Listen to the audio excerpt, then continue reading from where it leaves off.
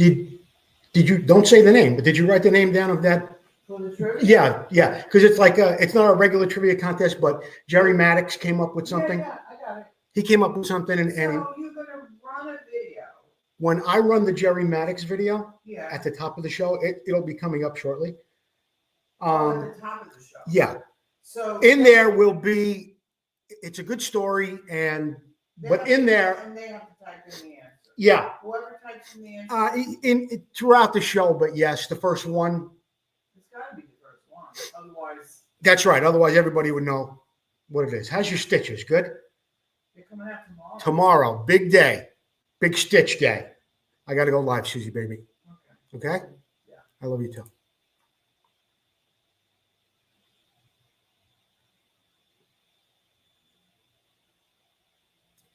Do I usually play music before I go live? I just drew a blank. Yeah, you put on I put on the music first? Yeah. I drew a blank. I'm Gary Semix, and you're watching Vintage Motocross Q&A with Joe Abbate.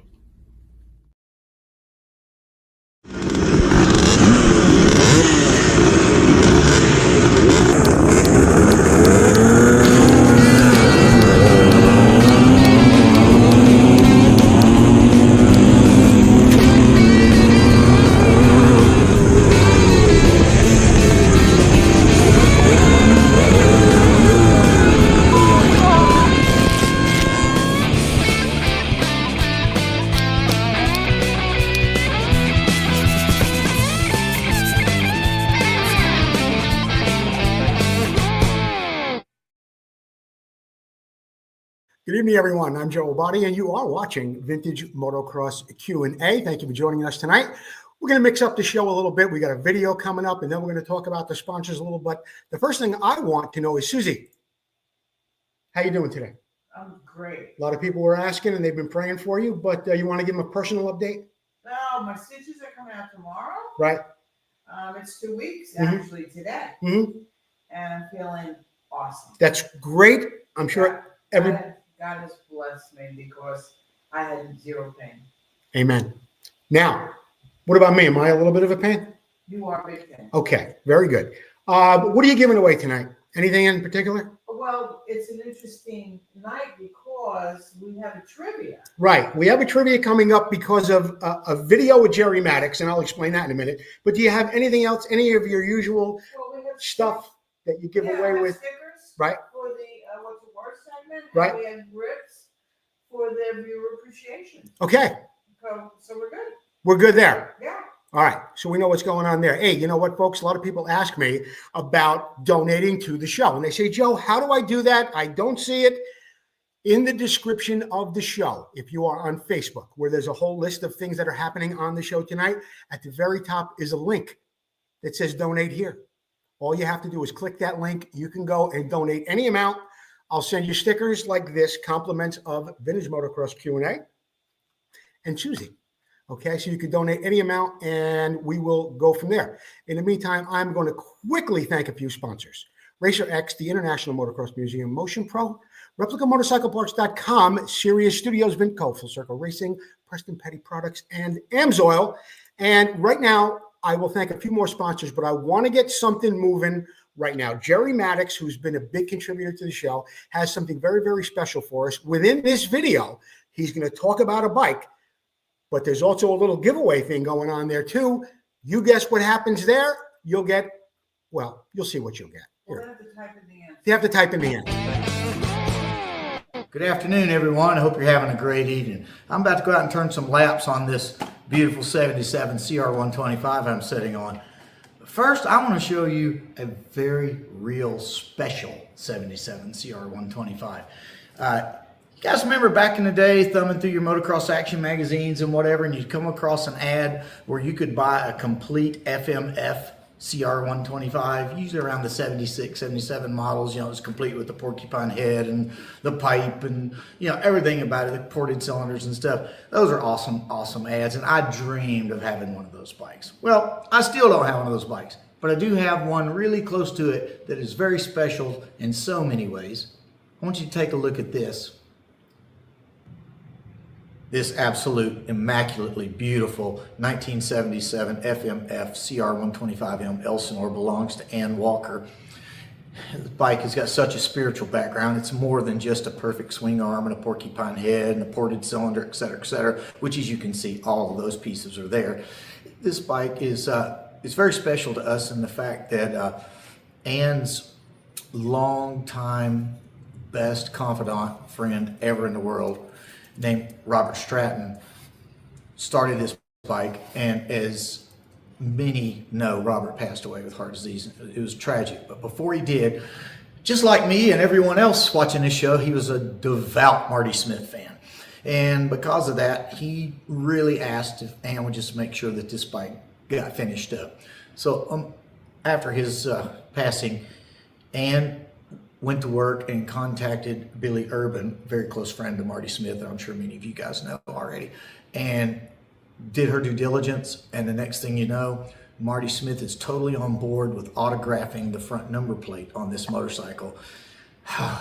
As I hate to say it, that might have been one of the last autographs Marty ever did, because it was just a few weeks later that we lost Marty in the tragic accident that he went through. So this bike is tied to both Robert, to Marty, to Ann, of course, and now it's tied to me very dearly because it lives in my stable with my bikes. And just an absolute fantastic specimen of a CR125. I hope someday to rescue it and scratch it all up. But until then, it's just going to live a wonderful lifestyle in my museum. Now, I want you to really take a look at this t-shirt. Take a real close look at this FMF CR125 on this t-shirt.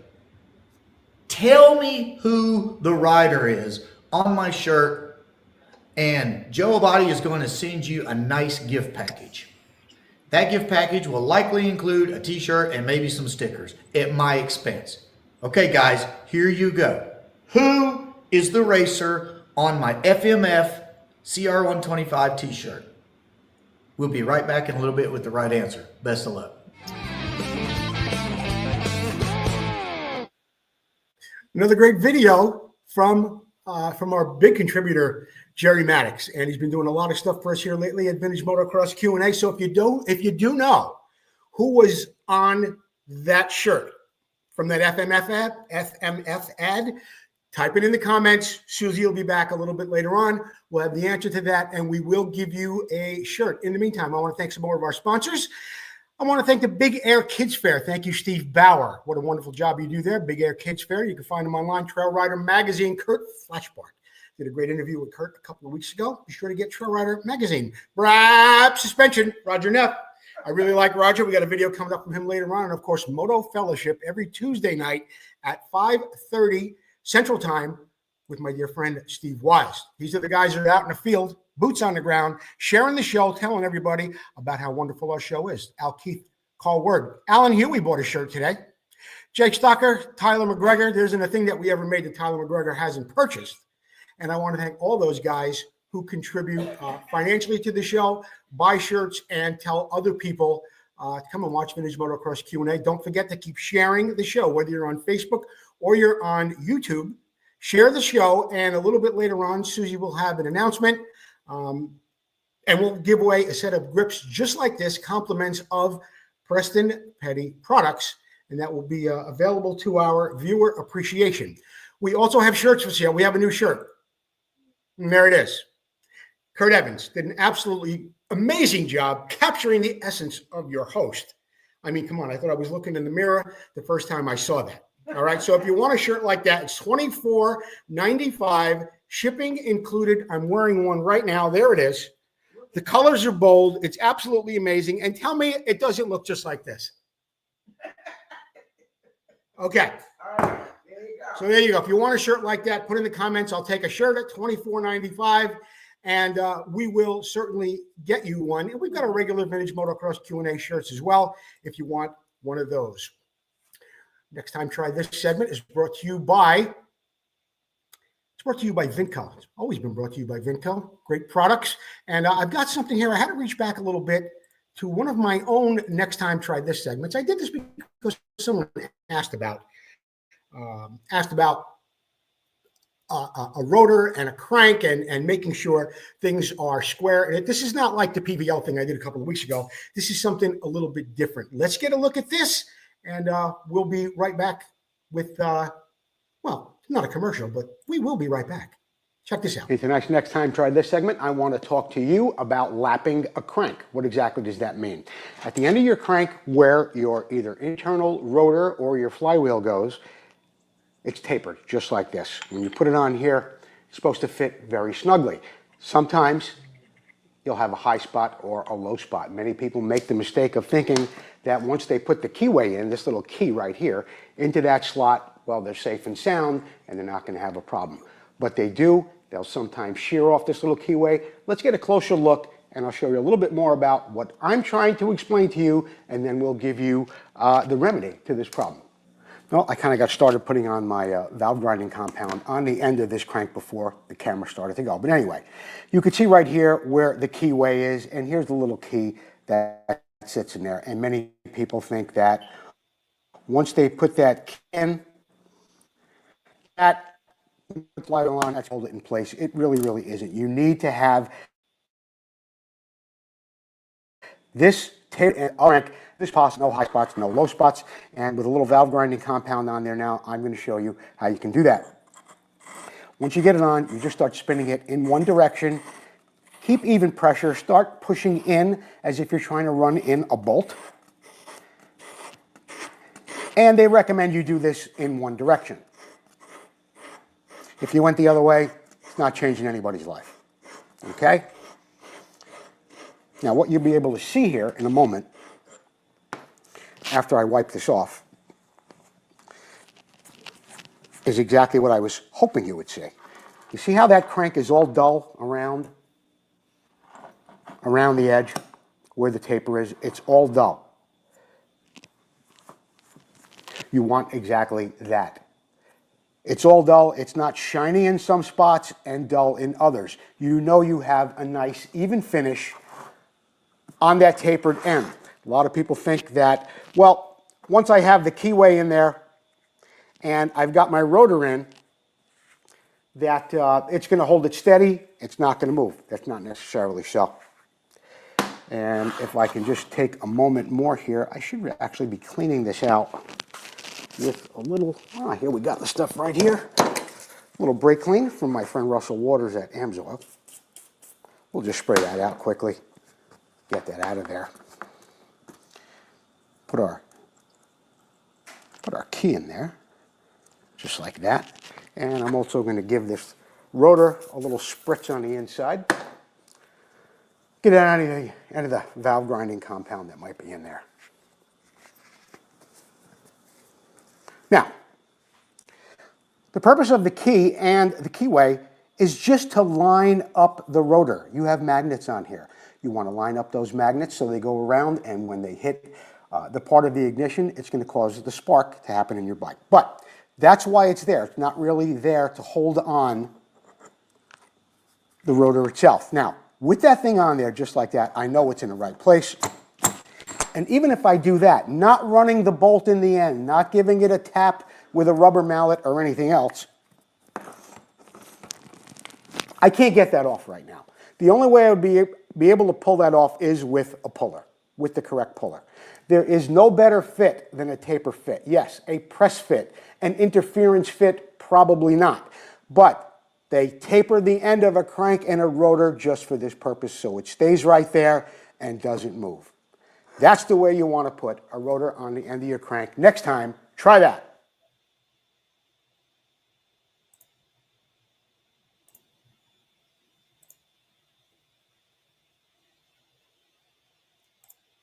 We'll be right back with more Vintage Motocross Q&A. I'm Heikki Mikkola. We will be right back. That was perfect, Heikki.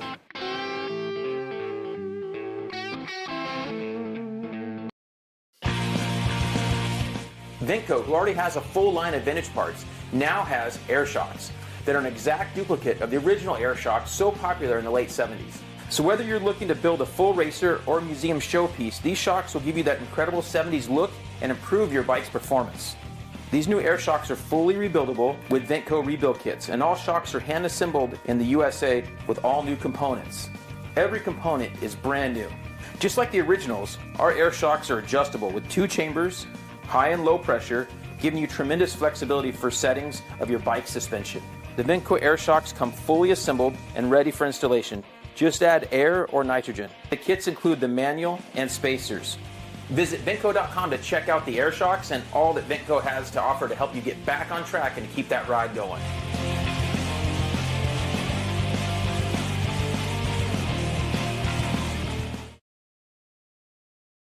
Ventco have over 1,000 products in their catalog. Be sure to check them out online at Ventco.com. Keep the ride going, Jesus. Yeah. Anybody guess the right name yet? No correct answers yet, guys. A lot of answers, but nobody got the correct one yet. I am going to give them a little bit of a reverse clue. You're thinking FMF.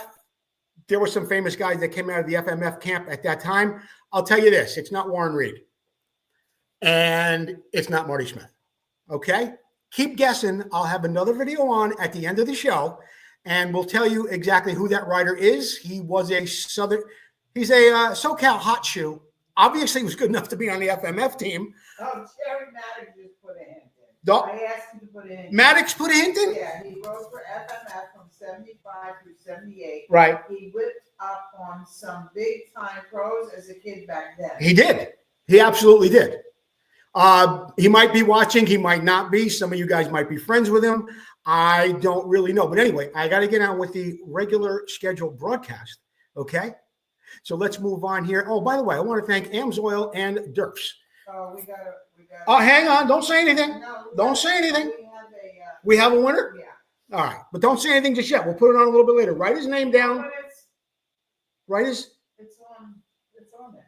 It's on. Well, if you didn't say we got the right name, they wouldn't have known. But that's okay. Yeah. Well, it doesn't matter. So. All right. Who is it? Hang on. Wait. You want to do it? You want to do it? No, because I want to.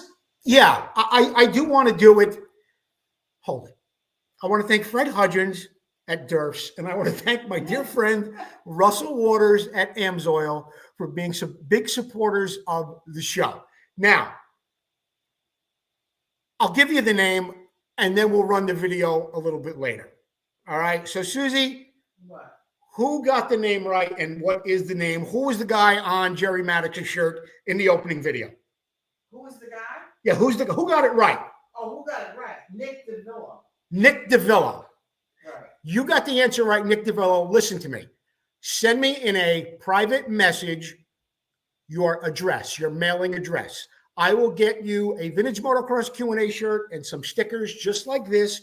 You got to be a really sharp motocross vintage enthusiast to know who that is.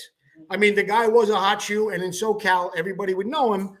But it would be kind of tough. Nick DeVilla. So the name is, who is it on the shirt, Suze? Randy Hess. Randy Hess. Randy Hess, still active on Facebook. Very fast. Did whip up on some of the factory guys back in that 75 through 78 time. Randy Hess, you are this week's trivia answer. Yeah. Okay? And Nick DeVilla. DeVilla? Nick DeVilla. Nick DeVilla. Yeah. Get us your address. We will get you a Vintage Motocross Q&A shirt. Okay? And I'm going to come back a little bit later on with the video from Jerry Maddox. All right. What's it worth? What's it worth? Brought to you by Full Circle Racing. Be sure to see Tom McAllister for all your on-road, off-road, and dual-purpose spokes, nipples, truing, and lacing. This is, of course, the segment of the show where you guess how much you think this bike recently sold for. If you do that, I will get you stickers just like this. Vintage Motocross Q&A stickers. U.S. residents only. Okay?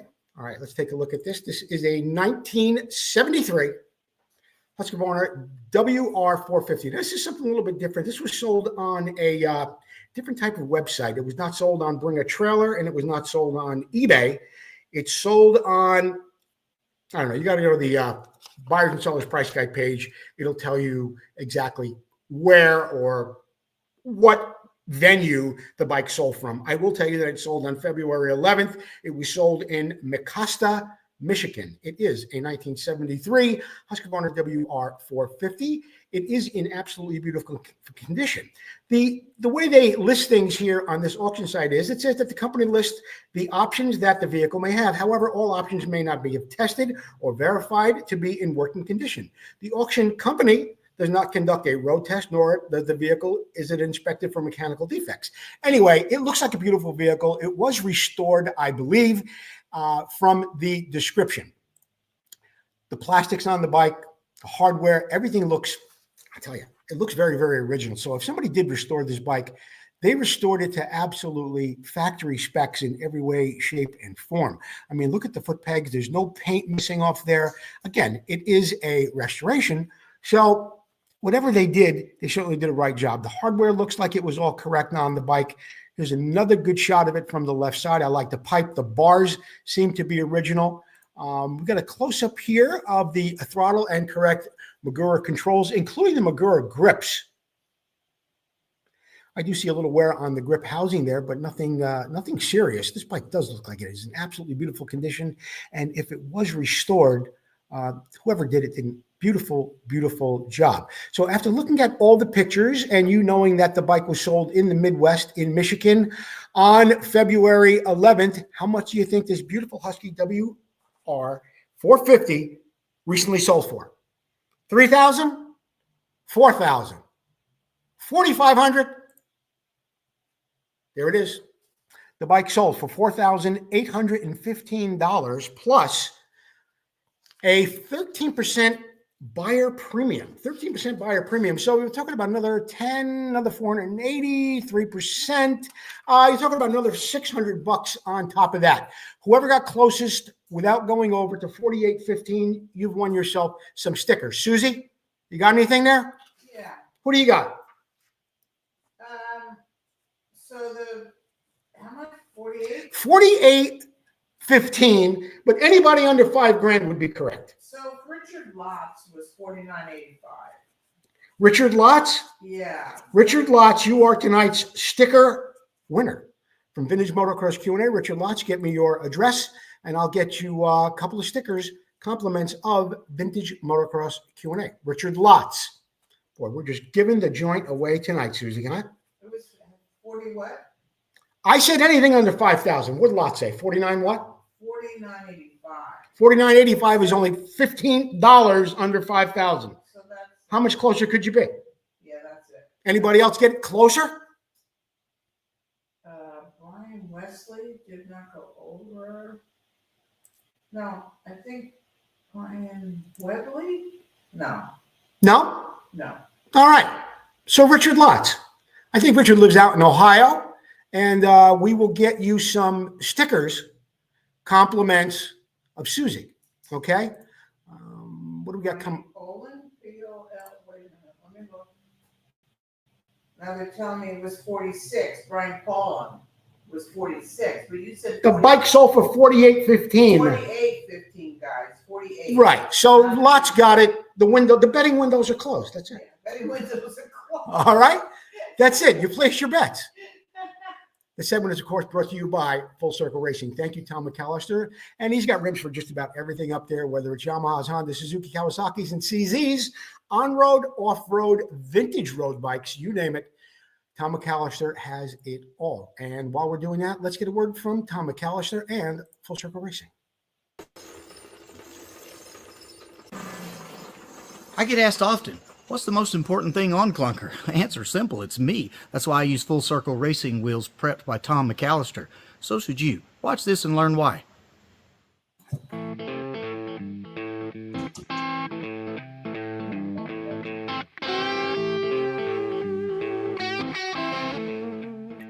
When racing vintage motocross where suspension is very limited, your wheels can be the difference between winning or serious injury. We chose to run Full Circle Racing wheels because of the super high quality materials and the heavy duty spokes used. Prepped by Tom McAllister, I have the confidence on the track to push way harder through the rough stuff and the bigger jumps, knowing my wheels are going to stay under me. Hey, Clunker may be 50 years old, but his wheels are brand new, and yours should be too. Call Tom McAllister at Full Circle Racing today.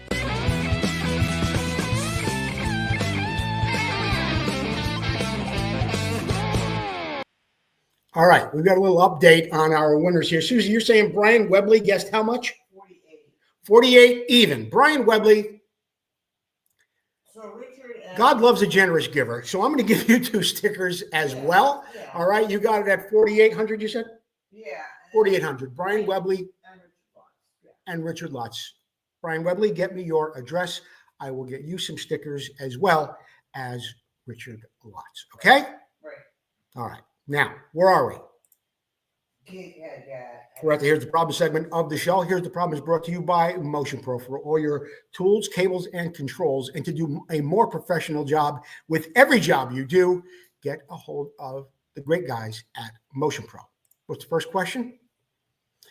Oh, here it is right here. You know what I have to do? I have to make this bigger because I can't really see it. Andy Nickel got this back from the soda blasting, was going to leave it with an unpainted look. The metal is sort of tarnished. Any tips on how to bring it up?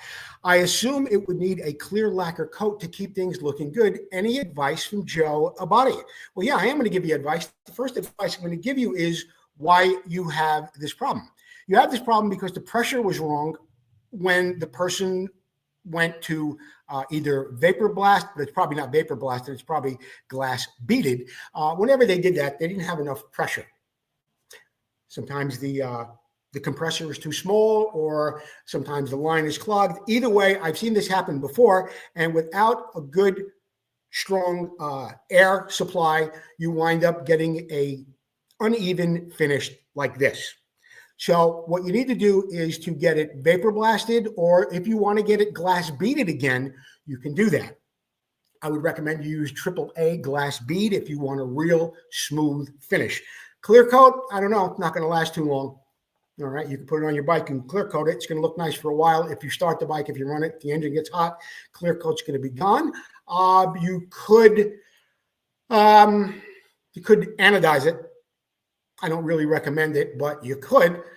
You could paint it also with some high heat silver paint. It gives it a nice look after you get it all cleaned off. Okay, I'm gonna give you a couple examples. What I would do, I would vapor blast it. And you know, this is a great time to mention Mark Farriester and Sunrise Vapor Blasting. He does a lot of stuff for us here at the shop, including heads just like that. You see that? Okay. Now, Mark Farriester did some work for us on a Harley we restored, I don't know, a year and a half, 2 years ago. There is the original hub backing plate. It's not the cable, but the snail adjusters. If you look closely at the shock nut and all that, here, look at this. That's all the same stuff right there. All the same parts put back on that rim and rebuilt after it got done at Sunrise Vapor Blasting. Yes, I did do a little polishing on it. The axle, the bolt for the shock, including the snail adjuster, they were polished, they were replated. But everything else is the same from this picture as it is in this picture. This is why I recommend Sunrise Vapor Blasting. Or look, I mean, maybe you have a vapor blaster a little bit closer to you. You want to give them the business, you could do that. Otherwise, you could put it in the mail, send it to Mark Farriester. There is the same engine from the 100 Baja. This is a bike that is a two-stroke. Got a carburetor on it that leaked all over the place. It was used in the mud. It was used in the grime and in the grease. Nothing was ever cleaned on it until it was sent to Joe for a restoration. And I got this when I got the bike. When I gave it back, it looked like this. Okay? That's what vapor blasting gets you. A good, clean, even finish every time. Nothing will make it cleaner. Nothing will make it look more natural than vapor blasting. You like that, Susie? Yes. Too bad I don't keep my closet that clean, right? Yes. Isn't that what you like to tell people? Yes. Well, I'm out of the closet. I don't make money in the closet. So let's leave it at that. Motion Pro. Still got a special going on. If you type in MP9135, that's MP9135, you'll get 20% off across the board on everything except custom-made cables. Thank you, Russell Waters, being a big supporter of Vintage Motocross Q&A. We will be right back after we hear from our sponsor, the International Motocross Museum. We'll be right back with more Vintage Motocross Q&A. I'm Dave Arnold. You're watching Vintage Motocross Q&A with Joe Abbate. We'll be right back.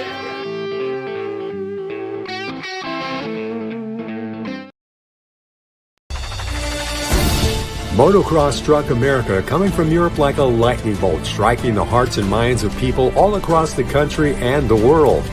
Battles of intense racing and cutting rivalries with loyalty to brands and heroes intensified as years of blood, sweat, and dirt flew through the minds of those memories of champions as they wrestled their machines through almost impossible tracks. But where are those past champions? And where are their bikes? Terry Good, an ex-pro motocross racer, has made it his life mission to honor these heroes and the bikes they rode to stardom.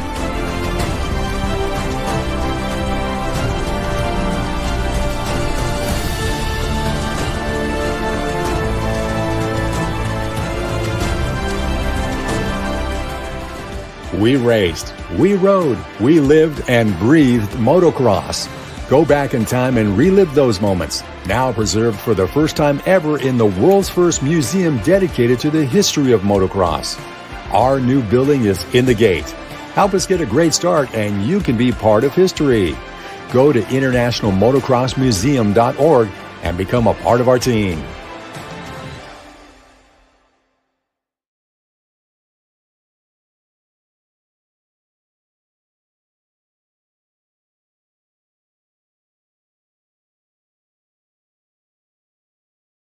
The International Motocross Museum is a not-for-profit 501c3 organization. Be sure to get over to internationalmotocrossmuseum.org. Get yourself some swag. Everything you buy there is 100% tax deductible, including any donations you may make, be it a bike, be it memorabilia, be it your mother-in-law, anything you want to send us to the International Motocross Museum.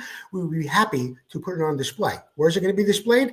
How about in a 100,000 square foot museum? That's right. You're looking at the floor plan of the International Motocross Museum. The DeCosta display all the way to the left, over 12,000 square feet. Is it big enough? We're not so sure it is.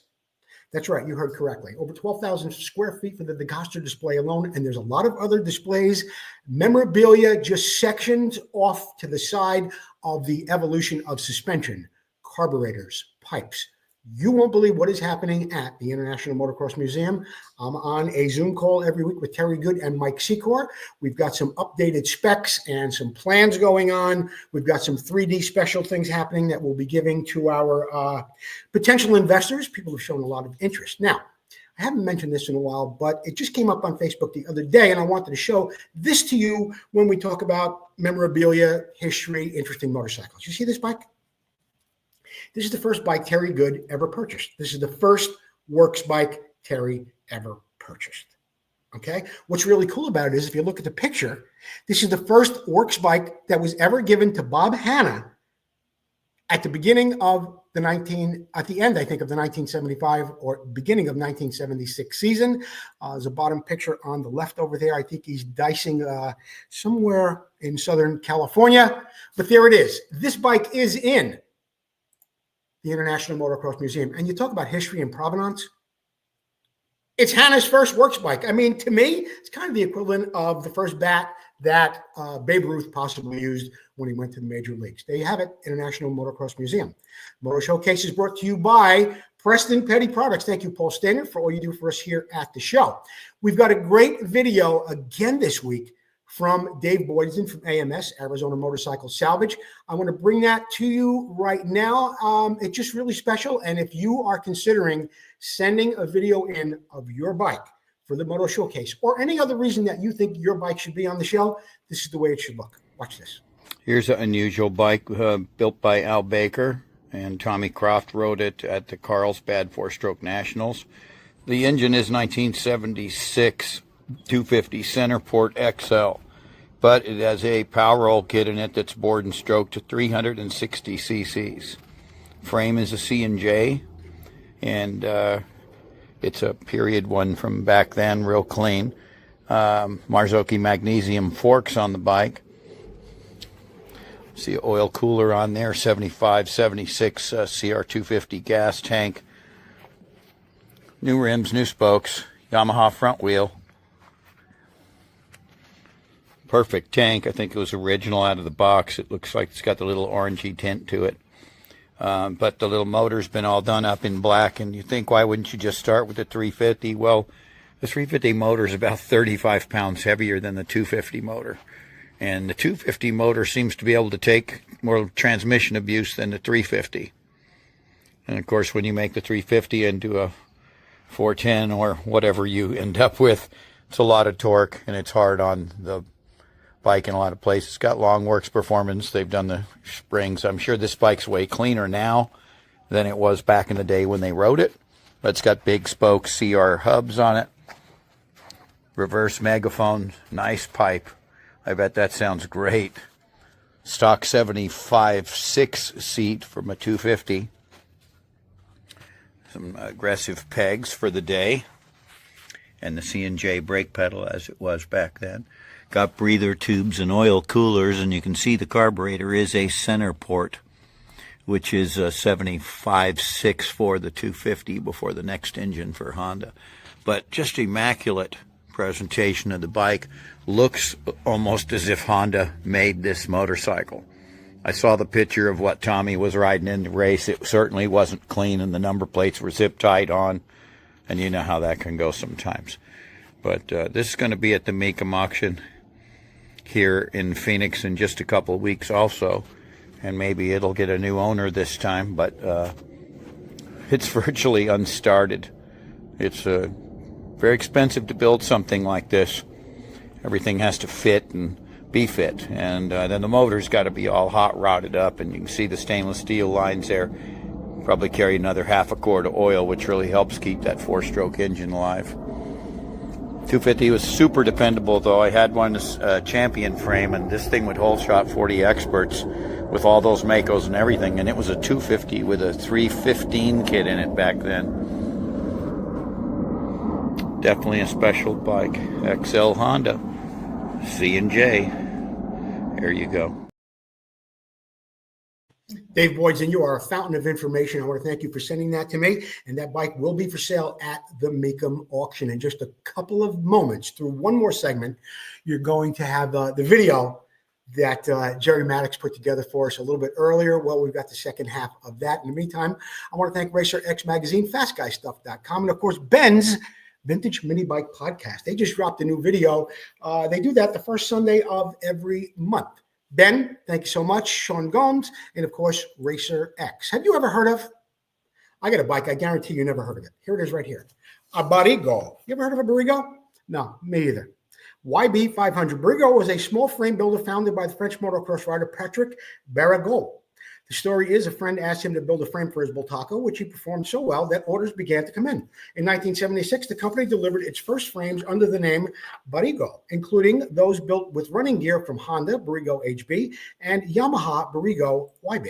Barrigo was a small frame builder. At the start, chrome molybdenum frames withstood the constraints of off-road racing better and could be fitted with the engines such as the Honda XL XR or the Yamaha XT. Motorcycles at the first Drakkar were almost stock motorcycles, but the frames were not rigid and solid enough.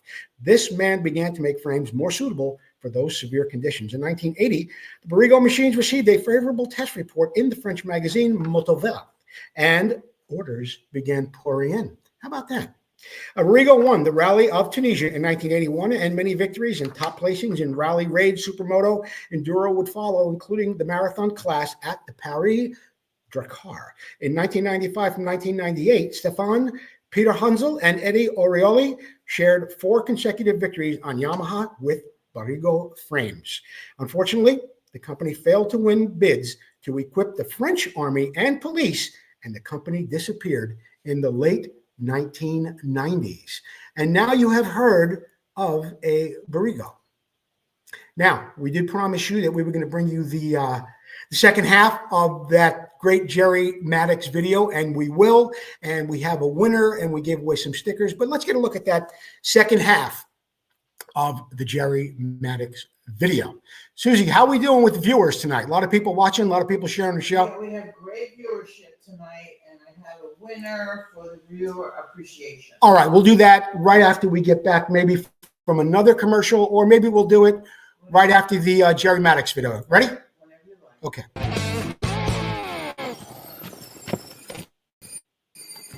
Well, I certainly hope you've had enough time to give some thought to who is the racer that is on my FMF t-shirt today.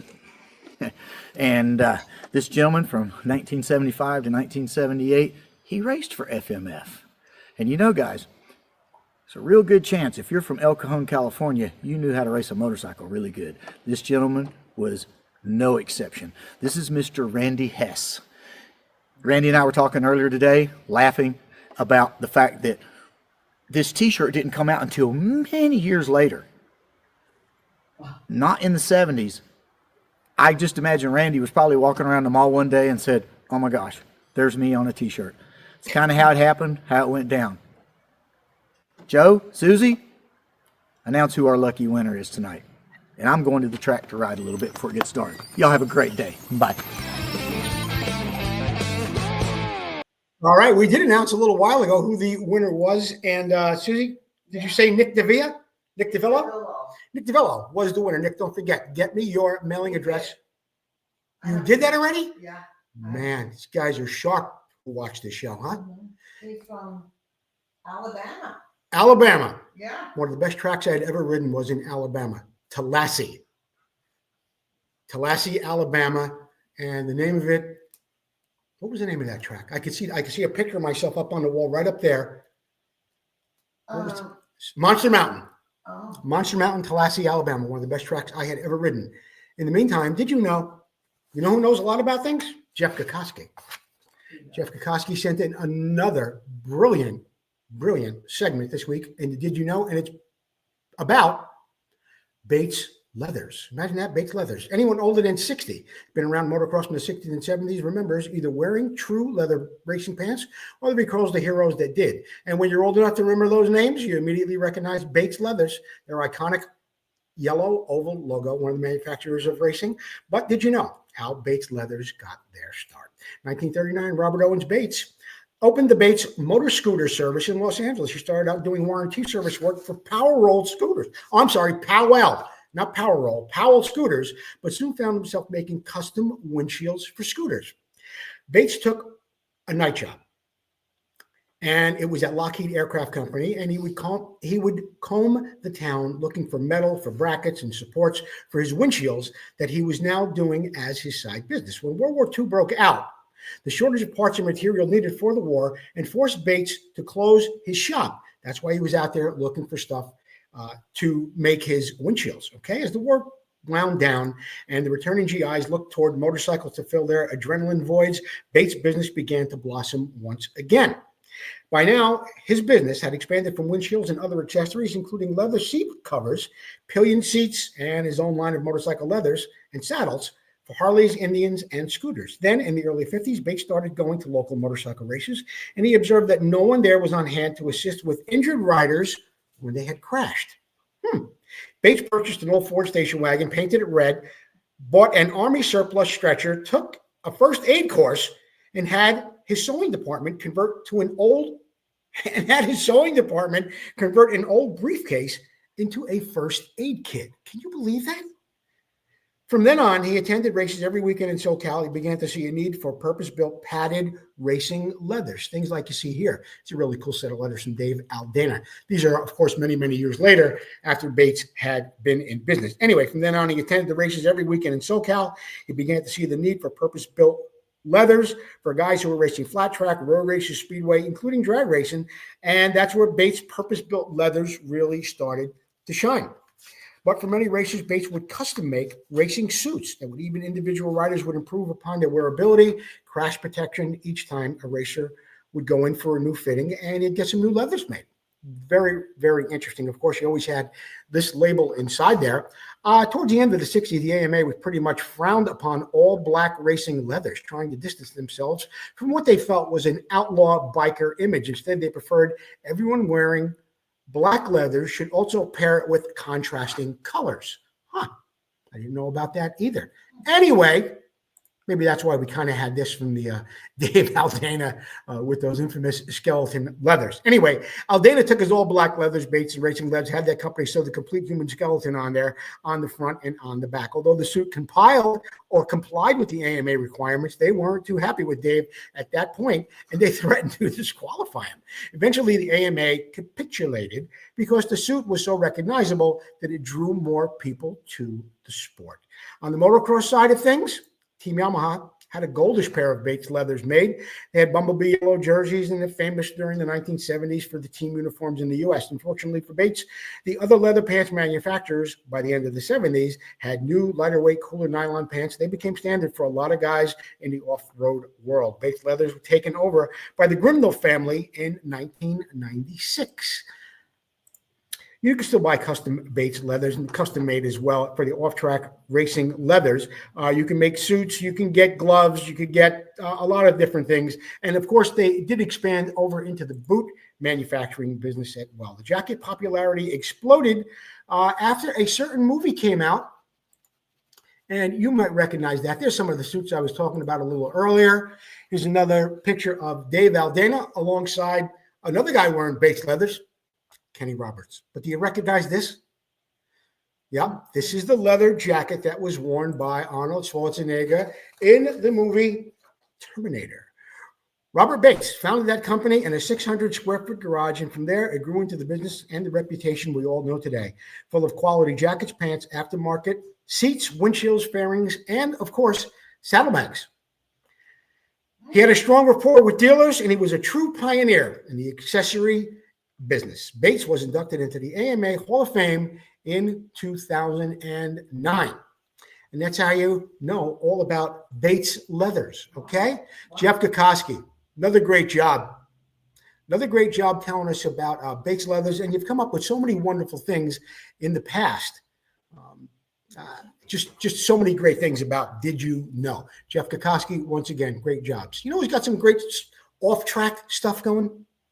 That's right, Sirius Studios. Larry Winter and his boys making some really great items for the off-track enthusiast.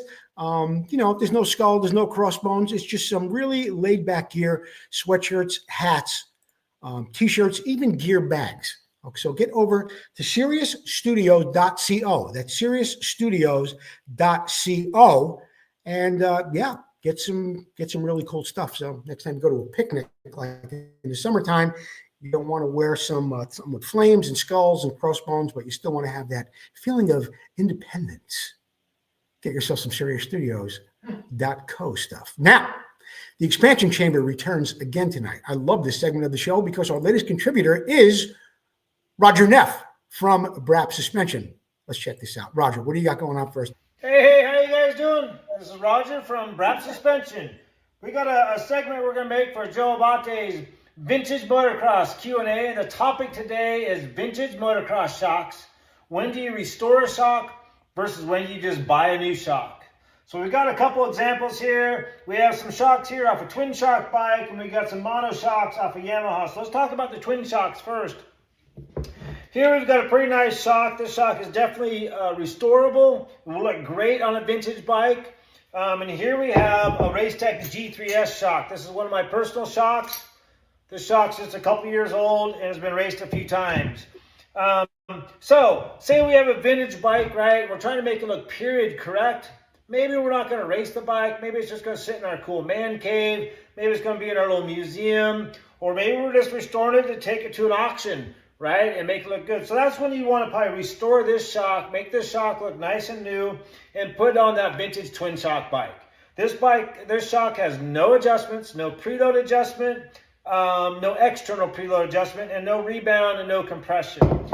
Here we have a Racetech G3S shock. This shock has rebound adjustment, has compression adjustment, has a nice 16 millimeter shock shaft. This one has a 13 millimeter shock shaft.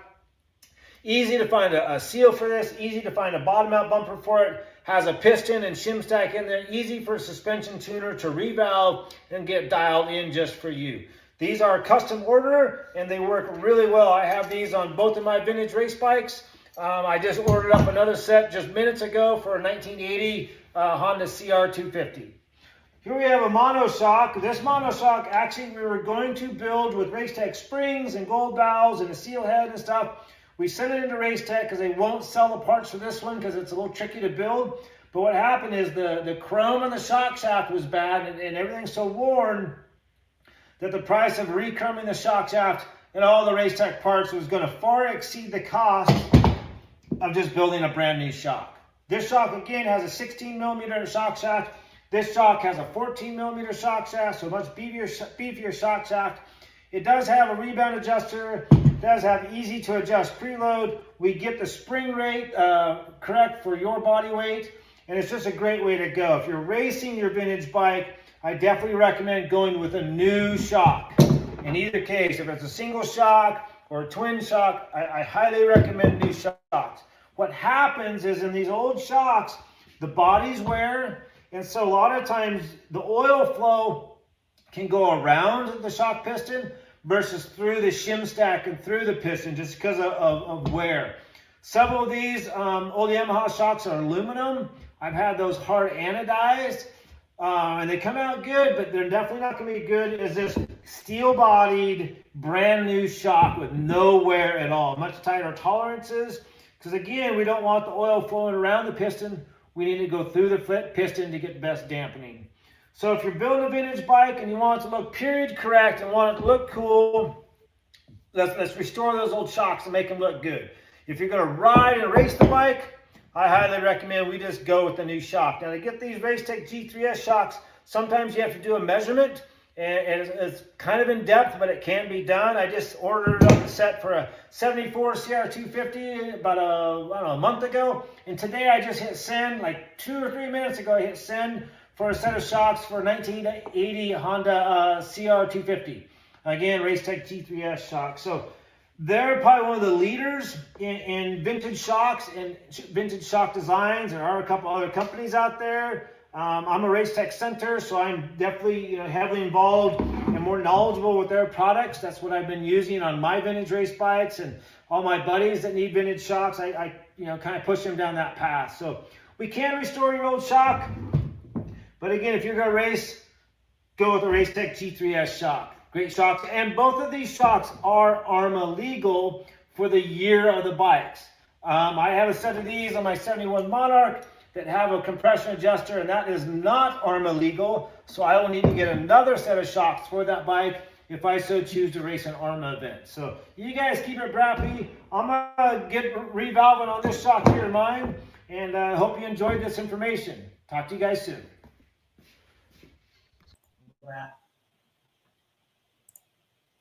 Roger Neff and Brath Suspension. Where are you going to get entertainment like that? Actually, it's not really entertainment. It's some really, really good information that we love to share with you here on the show. And if I'm not mistaken, I think Susie has our Your appreciation. yeah, you have our viewer appreciation. You know what? I got a little ahead of myself here. Why? Because I didn't put you on. Look how beautiful you look. Susie, why don't you tell us who this week's viewer appreciation winner is and what did they win? So this week's viewer appreciation winner is Tim Whitehouse Sr. Tim Whitehouse. And he will be the recipient of grips, All right. courtesy of Preston Petty Products. Preston Petty Products. That is absolutely awesome. Tim Whitehouse, get me your address, and I will make sure that Paul Stannard gets it, and you will get yourself a nice set of grips. Compliments of Preston Petty Products and Paul Stannard. We will be right back with more Vintage Motocross Q&A. Hi, I'm Paul Parkinson with Replica Motorcycle Parts. I'm sitting here with our test bike, which is ridden by Jerry Maddox. It carries the #1 plate in the US. Let's go over a couple of the parts that we've got on here. We've got our ignition cover with the case saver built into it, so that when the chain comes off, you're not damaging your cases. Spacer, foot pegs. Jerry runs our air box. Seat brackets, keep the seat on tight so he doesn't fall off when he's going over the whoops. And then this side, Jerry runs a couple little things, a lot of little rubber parts on the bike and stuff are all done by us. And then down here we've got our brake pedal, which has got needle bearings in there, and then it's got a wider toe peg so it gives them a real nice, clean, easy to use brake. And then this is our latest part. This is a CR250 type knuckle. In fact, Honda used them on the last versions of the MR175s, and this is a real trick aluminum Kickstarter arm. So that gives them lightweight, strength, and reliability more than anything else. Reliability.